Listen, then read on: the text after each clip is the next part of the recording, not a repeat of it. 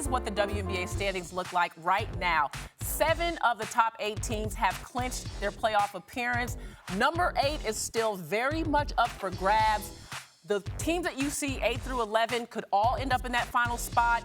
LA is no longer eligible for the playoffs. Dallas would be eliminated as of today if they lost. But the Liberty are at number 1, and they have a 98% chance of getting that number 1 seed according to ESPN analytics. So, Monica, I come to you. When you look at those standings and where the playoffs shake out as of today, what is your top observation? Well, I think the New York Liberty, y'all, they are in a do-or-die situation. I think it's their year. I like the way that they are playing. They've got 4 players that are scoring double digits. Sabrina Ionescu is having a fantastic year in terms of taking the next leap in her game.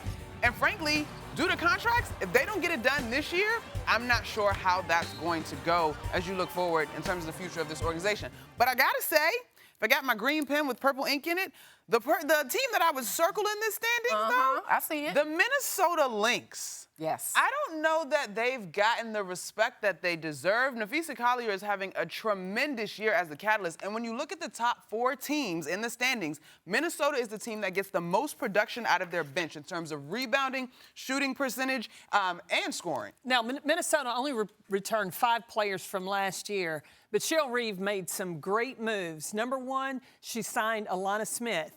So now she had her in the starting lineup. Then she picked up Maisha Hines-Allen. Remember, Minnesota lost to Connecticut last year in the playoffs. Why? They only really had 2 bigs.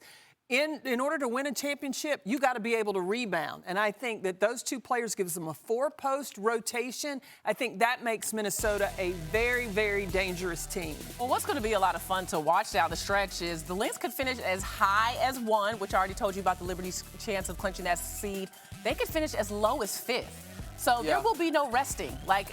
These teams at the top are going to have to really battle it out. We'll get to the second half of the playoff portion in a minute of the team. So but what are you gonna say? To that point, as we come down this last 6 or 7 games or so, that's why, to me, their bench productivity could be a differentiating factor, right? We just talked about the Aces not having A'ja Wilson today. Hopefully that's not a long injury where she misses time. But it's going to be grueling down the stretch. And when you think about the nature of a series and adjustments, they seem to have a variety of weapons that Coach Cheryl Reeve can call. Xander Lassini, that's a big guard, and she's a problem. All right, so look at that next group, 5 through 7, that we know are in, and it's the Storm, Indiana, and the Phoenix Mercury. Carolyn, I come to you. Out of that group, who is the most dangerous team that you think no one in that top half wants to see right now?